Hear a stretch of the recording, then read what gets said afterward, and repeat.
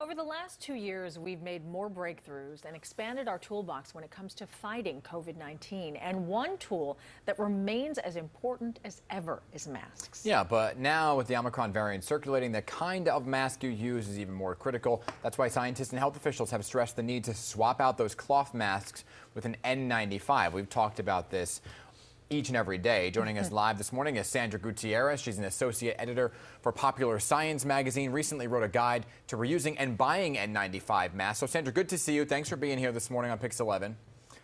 Thank you for having me. So let's begin first with talking about exactly what an N95 mask is, right? And then how it differs from what I have, which is a KN95 and the protections. Right. So N95 is a medical grade respirator that's capable of filtering out at least 95% of airborne particles.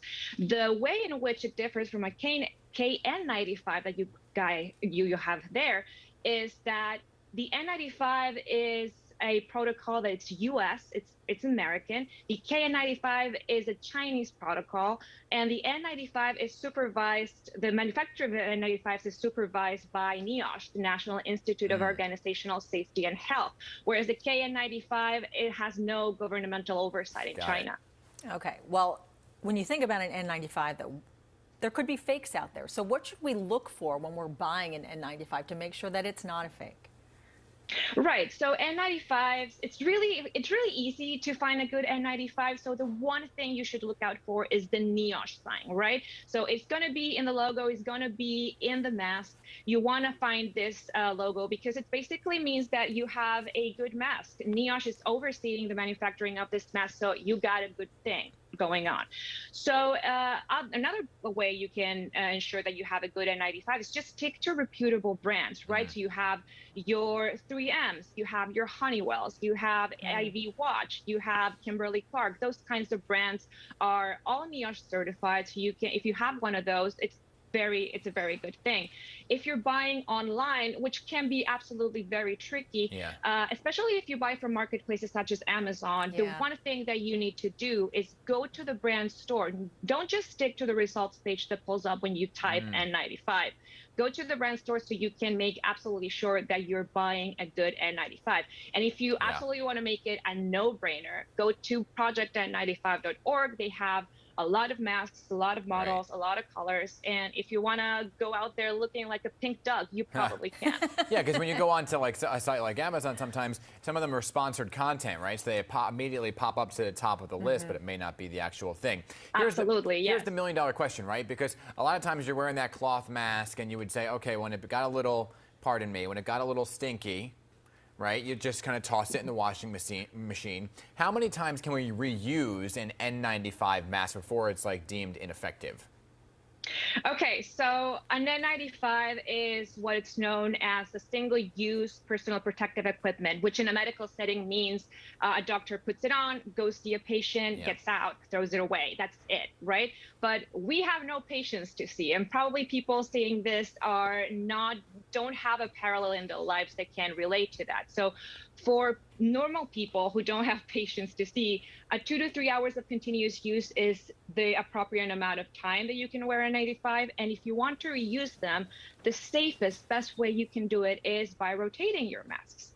So let's say you have a mask for each day of the week. You have your Monday mask, your Tuesday masks, and so on. So you go about your day on Monday. When you get home, you take off your mask, you put it inside a paper bag, you seal it, and you put it somewhere that is well ventilated. And then you go about your week with your Tuesday mask and your Wednesday mask. Your Monday mask will be there, decontaminated and ready to use the next week. Oh, that's great advice.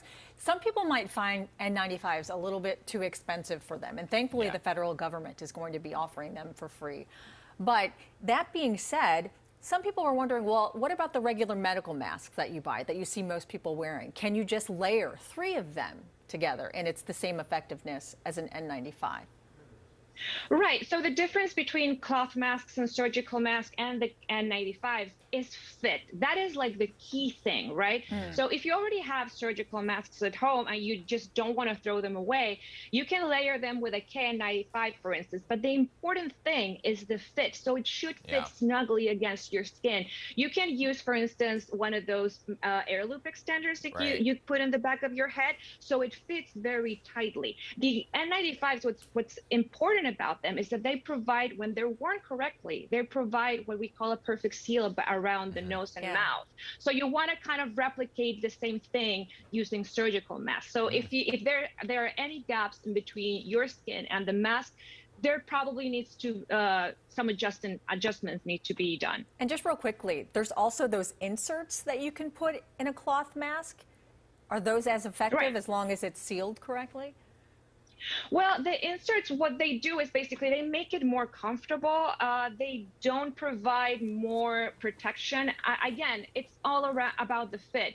If it fits snugly against your skin, then it's probably a good thing. You can do the glasses test. So if you put on your mask and you fit it very tightly, you put on your glasses, you exhale, and if your glasses are fogging up, there is a gap there. So it's not a perfect seal. So what you're saying is my patented invention, which was the windshield wipers for the glasses, will be ineffective anymore because everybody should be wearing a 95. Got it. Right. Okay. Hey, Sandra, thank you so much for being here and explaining all of this. Thank you so much for having me, Dan. And you can find more information on N95 masks and Sandra's guide on popularscience.com.